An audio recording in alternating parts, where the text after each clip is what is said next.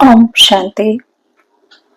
5 फरवरी 2025 के मुरली के महावाक्य हैं। आज की साकार मधुर मुरली के सार में मीठी मीठी प्यारे प्यारे ज्ञान सागर ज्ञानदाता निराकार शिव परमपिता परमात्मा ने कहा, मीठे बच्चे, इस शरीर रूपी कपड़े को यहाँ ही छोड़ना है, इसलिए इससे ममत्व मिटा दो। कोई भी मित्र संबंधी याद ना आए। प्रश्न है, जिन बच्चों में योग बल है उनकी निशानी क्या होगी? उत्तर में बाबा ने कहा, उन्हें किसी भी बात में थोड़ा भी धक्का नहीं आएगा, कहाँ भी लगाव नहीं होगा। समझो आज किसी ने शरीर छोड़ा तो दुख नहीं हो सकता, क्योंकि जानते हैं इनका ड्रामा में इतना ही पार्ट था। आत्मा एक शरीर छोड़ जाए दूसरा शरीर लेगी। ओम शांति। यह ज्ञान बड़ा गुप्त है, इसमें नमस्ते भी नहीं करनी पड़ती। दुनिया में नमस्ते अथवा राम राम आदि कहते हैं, यहाँ ये सब बातें चल नहीं सकती, क्योंकि यह एक फैमिली है। फैमिली में एक दो को नमस्ते व गुड मॉर्निंग करें, इतना शुभता नहीं है।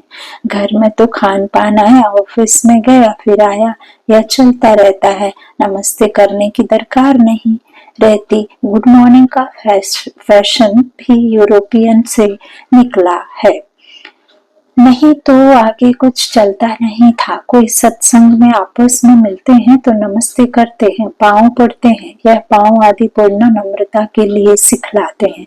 यहाँ तो तुम बच्चों को देही अभिमानी बनना है। आत्मा आत्मा को क्या करेगी?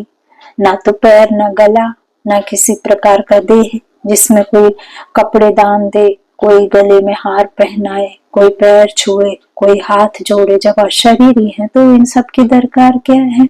फिर भी कहना तो होता है। जैसे बाबा को कहेंगे, बाबा नमस्ते। अब बाप भी कहते हैं, मैं साधारण ब्रह्मा तन द्वारा तुमको पढ़ाता हूँ, तो इन द्वारा स्थापना कराता हूँ। कैसे? सो तो जब बाप सम्मुख हो तब समझावे, नहीं तो कोई कैसे समझे? यह बाप सम्मुख बैठ समझाते हैं, बच्चे समझते हैं। दोनों को नमस्ते करनी पड़े। बाप दादा नमस्ते। बाहर वाले अगर यह सुने तो पूछेंगे कि यह क्या कहते हैं बाप दादा। डबल नाम भी बहुत मनुष्य के होते हैं ना, जैसे लक्ष्मी नारायण अथवा राधे कृष्ण। राधे कृष्ण भी नाम है। यह तो जैसे स्त्री पुरुष इकट्ठे हो गए। अब यह तो है बाप दादा। इन बातों को तुम बच्चे ही समझ सकते हो। जरूर बाप बड़ा ठहरा, वह नाम भल डबल है, परंतु है तो एक ना, फिर दोनों नाम क्यों रख दिए हैं? अभी तुम बच्चे जानते हो यह रॉन्ग नाम है। बाबा को और तो कोई पहचान ना सके। तुम कहेंगे नमस्ते बाप दादा, बाप फिर कहेंगे नमस्ते जिस्मानी रूहानी बच्चे, परंतु इतना लंबा शोभता नहीं है। अक्षर तो राइट है। तुम अभी जिस्मानी बच्चे भी हो तो रूहानी भी हो। श्री बाबा सभी आत्माओं का बाप है। और फिर प्रजापिता भी जरूर है। प्रजापिता ब्रह्मा की संतान भाई बहन है। प्रवृत्ति मार्ग हो जाता है। तुम हो सब ब्रह्मा कुमार कुमारियां। ब्रह्मा कुमार कुमारियां होने से प्रजापिता भी सिद्ध हो जाता है। इनमें अंधश्रद्धा की कोई बात नहीं। बोलो ब्रह्मा कुमार। ब्रह्मा कुमारियों को बाप से वर्षा मिलता है, ब्रह्मा से नहीं मिलता। ब्रह्मा भी श्री बाबा का बच्चा है। सूक्ष्म वतनवासी ब्रह्मा विष्णु शंकर, यह है रचना। इन्हों का रचयिता है शिव। शिव के लिए तो कोई कह ना सके कि इनका क्रिएटर कौन। शिव का क्रिएटर कोई होता नहीं, उसके ऊपर कोई डायरेक्टर क्रिएटर नहीं है। हम सबके ऊपर है वही Shiva, creator director main actor. तो ब्रह्मा विष्णु शंकर यह है रचना। इन्हों के भी ऊपर है शिव, इन्हों का रचयिता है शिव। शिव के लिए तो कोई कह ना सके कि इनका क्रिएटर कौन। तो शिव का क्रिएटर कोई होता नहीं है। ब्रह्मा विष्णु शंकर यह है रचना। इन्हों के भी ऊपर है शिव। सब आत्माओं का बाप अब क्रिएटर है। तो फिर प्रश्न उठता है, कब क्रिएट किया?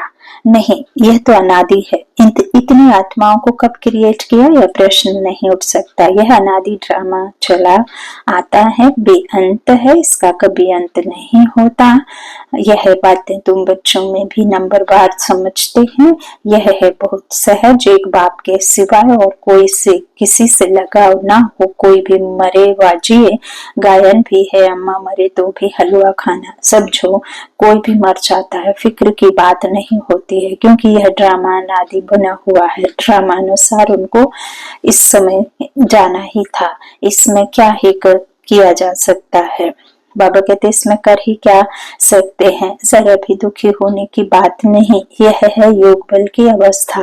लॉ कहता है जरा भी धक्का नहीं आना चाहिए। सब एक्टर्स है ना, अपना अपना पार्ट बजाते रहते हैं। बच्चों को ज्ञान मिला हुआ है, बाप से कहते हैं हे परम पिता परमात्मा, आकर हमको ले जाओ, इतने सब शरीरों का विनाश कराए, सब आत्माओं को साथ में ले जाना। यह तो बहुत भारी काम हुआ। यहाँ कोई एक माता है तो 12 मास रोते रहते हैं। बाप तो इतनी सारी ढेर आत्माओं को ले जाएंगे, सबके शरीर यहाँ छूट जाएंगे। बच्चे जानते हैं महाभारत लड़ाई लगती है तो मच्छरों सदृश जाते रहते हैं। नेचुरल कैलामिटीज भी आने की है, यह सारी दुनिया बदलती है। अभी देखो इंग्लैंड रशिया आदि कितने बड़े बड़े हैं। सतयुग में यह सब थे क्या? दुनिया में यह भी किसकी बुद्धि में नहीं आता कि हमारे राज्य में यह कोई भी थे नहीं। एक ही धर्म, एक ही राज्य था। तुम्हारे में भी नंबरवार हैं, जिनकी बुद्धि में अच्छी रीति बैठता है, अगर धारणा हो तो वह नशा सदैव चढ़ा रहे। बाबा कहते हैं नशा कोई को बहुत मुश्किल चढ़ा रहता है।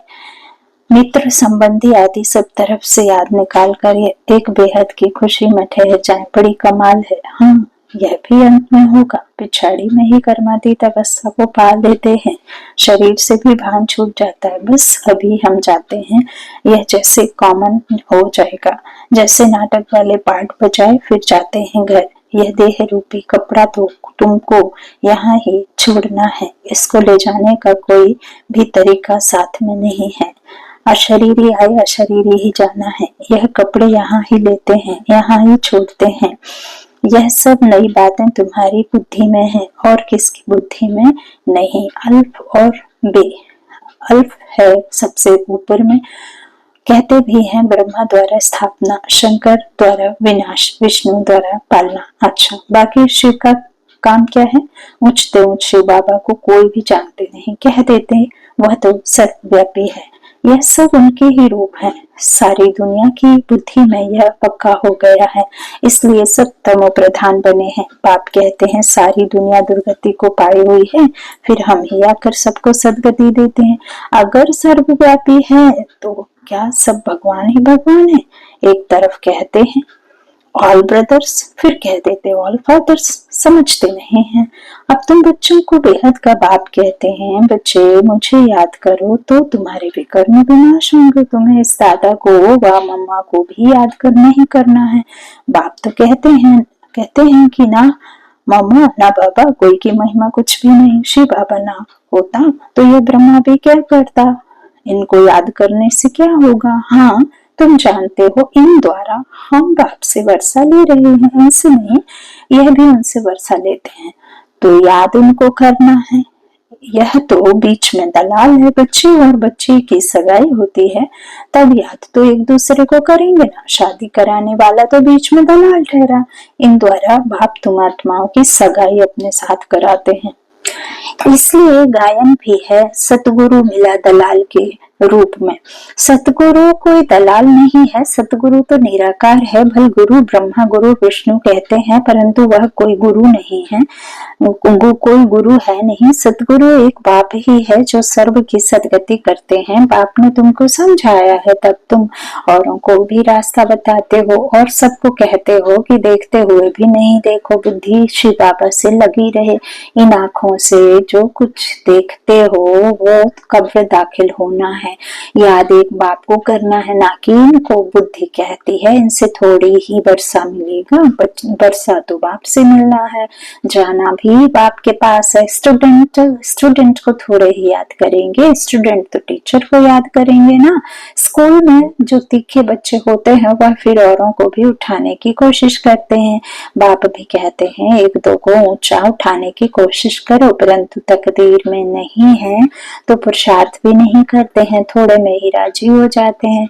समझाना चाहिए, प्रदर्शनी में बहुत आते हैं, बहुतों को समझाने से उन्नति बहुत होती है। निमंत्रण देकर मंगाते हैं तो बड़े बड़े समझदार आदमी आते हैं, बिगर निमंत्रण से तो कोई कई प्रकार के लोग आ जाते हैं, क्या क्या उल्टा सुल्टा बकते रहते हैं। रॉयल मनुष्यों की चाल चलन भी रॉयल होती है। रॉयल आदमी रॉयलिटी से अंदर घुसेंगे, चलन में भी बहुत फर्क रहता है।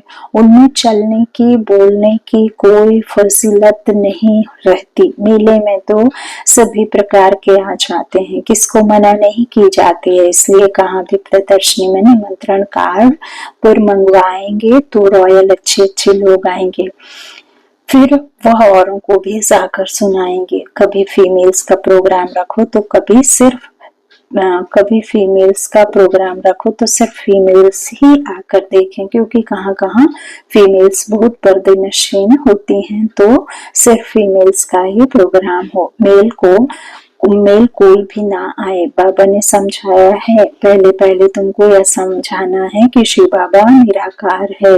शिव बाबा और प्रजापिता ब्रह्मा दोनों बाबा हुए, दोनों एक रस तो हो ना सके जो दोनों बाबाओं से वर्षा मिले। वर्षा दादे का या बाप का मिलेगा, दादी की मिल्कियत पर हक लगता है, भले कैसा भी कपूत बच्चा होगा तो भी दादी का वर्षा मिल जाएगा। यह यहाँ का कायदा है। समझते भी हैं इनको पैसा मिलने से 1 वर्ष के अंदर उड़ा देंगे, लेकिन गवर्नमेंट के लॉ ऐसे हैं जो देना पड़ता है, गवर्नमेंट कुछ कर नहीं सकती। बाबा तो अनुभवी हैं। एक राजा का बच्चा था, 1 करोड़ रुपया 12 मास में खत्म कर लिया। ऐसे भी होते हैं। शिव बाबा तो नहीं कहेंगे कि हमने देखा है, यह दादा कहते हैं कि हमने बहुत ऐसे मिसाल देखे हैं। यह दुनिया तो बड़ी गंदी है, यह है ही पुरानी दुनिया, पुराने घर को हमेशा तोड़ना होता है। इन लक्ष्मी नारायण से राजाई घर देखो कैसे फर्स्ट क्लास हैं। अभी तुम बाप द्वारा समझ रहे हो और तुम भी नर से नारायण बनते हो। यह है ही सत्यनारायण की कथा। यह भी तुम बच्चे ही समझते हो, तुम्हारे में भी पूरे फ्लावर्स अभी बने नहीं हैं। इसमें रॉयलिटी बड़ी अच्छी चाहिए। तुम उन्नति को दिन प्रतिदिन पाते रहते हो, फ्लावर्स बनते जाते हो। तुम बच्चे प्यार से कहते हो बाप दादा, यह भी तुम्हारी नई भाषा है जो मनुष्यों की समझ में नहीं आ सकती। समझो, बाबा कहाँ भी जाएं तो बच्चे कहेंगे बाप दादा नमस्ते, बाप रिस्पॉन्ड देंगे रूहानी जिस्मानी बच्चों को नमस्ते। ऐसे कहना पड़ेगा, कोई सुनेंगे तो कहेंगे यह तो कोई नई बात है। हाँ, बाप दादा इकट्ठे कैसे कहते हैं? बाप और दादा दोनों एक कभी होते हैं क्या? नाम भी दोनों के अलग है। शिव बाबा ब्रह्मा दादा, तुम इन दोनों के बच्चे हो। तुम जानते हो इनके अंदर शिव बाबा बैठा है, हम बाप दादा के बच्चे हैं। यह भी बुद्धि में यह याद रहे तो खुशी का पारा चढ़ा रहे, और ड्रामा पर भी पक्का रहना है। समझो, कोई न शरीर छोड़ा जाकर दूसरा पार्ट बजाएंगे। हर एक आत्मा को अविनाशी पार्ट मिला हुआ है, इसमें कुछ भी ख्याल होने की दरकार नहीं। उनको दूसरा पार्ट जाए बजाना है, वापस तो बुला नहीं सकते, ड्रामा है ना, इसमें रोने की कोई बात नहीं है। ऐसी अवस्था वाले ही निर्मोही राजा जाकर बनते हैं। सतयुग में सब निर्मोही होते हैं। यहाँ कोई मरता है तो कितना रोते हैं, बाप को पा लिया तो फिर रोने की दरकार ही नहीं। बाबा कितना अच्छा रास्ता बताते हैं कन्याओं के लिए, तो बहुत अच्छा है। बाप फालतू पैसे खर्चे करे और तुम जाकर नर्क में पढ़ो, इससे तो बोलो हम इन पैसों से रूहानी यूनिवर्सिटी कम हॉस्पिटल खोलेंगे, बहुतों का कल्याण करेंगे, तो तुम्हारा भी पुण्य हमारा भी पुण्य हो जाएगा। बच्चे खुद भी उत्साह में रहने वाले हों कि हम भारत को स्वर्ग बनाने के लिए तन मन धन सब खर्च करेंगे। इतना नशा रहना चाहिए। देना हो तो दो, ना देना हो तो ना दो। तुम अपना कल्याण और बहुतों का कल्याण करने नहीं चाहते हो, इतनी मस्ती होनी चाहिए। खास कुमारियों को तो बहुत खड़ा होना चाहिए। अच्छा, मीठे मीठे सिक्के लदे बच्चों प्रति माता पिता बाप दादा का याद प्यार और गुड मॉर्निंग। रूहानी बाप के रूहानी बच्चों को नमस्ते। हम रूहानी बच्चों की रूहानी माता पिता बाप दादा को याद प्यार और गुड मॉर्निंग। धारणा के लिए मुख्य सार है। पहला, बाबा ने कहा अपनी चाल चलन बहुत रॉयल रखनी है, बहुत फसीलत से बातचीत करनी है, नम्रता का गुण धारण करना है। दूसरा, इन आंखों से जो कुछ दिखाई देता है यह सब कब्र दाखिल होना है, इसलिए इसको देखते भी नहीं देखना है। एक श्री बाबा को याद करना है, किसी देहधारी को नहीं। वरदान है, मास्टर ज्ञान सागर बन, गुड़ियों का खेल समाप्त करने वाले, स्मृति सो समर्थ स्वरूप भव। जैसे भक्ति मार्ग में मूर्ति बनाकर पूजा आदि करते हैं, फिर उन्हें डुबो देते हैं, तो आप उसे गुड़ियों की पूजा कहते हो। ऐसे आपके सामने भी जब कोई निर्जीव आसार बातें, ईर्ष्या, अनुमान, आवेश आदि की आती है और आप उनका विस्तार कर अनुभव करते या कराते हो कि सही यही सत्य है, तो यह भी जैसे उनमें प्राण भर देते हो। फिर उन्हें ज्ञान सागर बाप की याद से बीती सो बीती कर वो स्व उन्नति की लहरों में डुबोते भी हो, लेकिन इसमें भी टाइम तो वेस्ट जाता है ना। इसलिए पहले से ही मास्टर ज्ञान सागर बन, स्मृति सो समर्थी भोगे, वरदान से इन गुड़ियों के खेल को समाप्त करो। स्लोगन है, जो समय पर सहयोगी बनते हैं उन्हों का पदम गुणा फल मिल जाता है। अव्यक्त इशारे एकांत प्रिय बनो, एकता और एकाग्रता को अपनाओ। जो भी राजनेताएं व धर्म नेताएं हैं उन्हों को पवित्रता और एकता का अनुभव कराओ।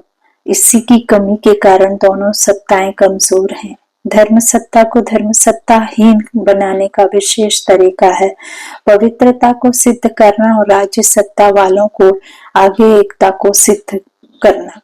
अच्छा, ओम शांति। शुक्रिया बाबा, शुक्रिया।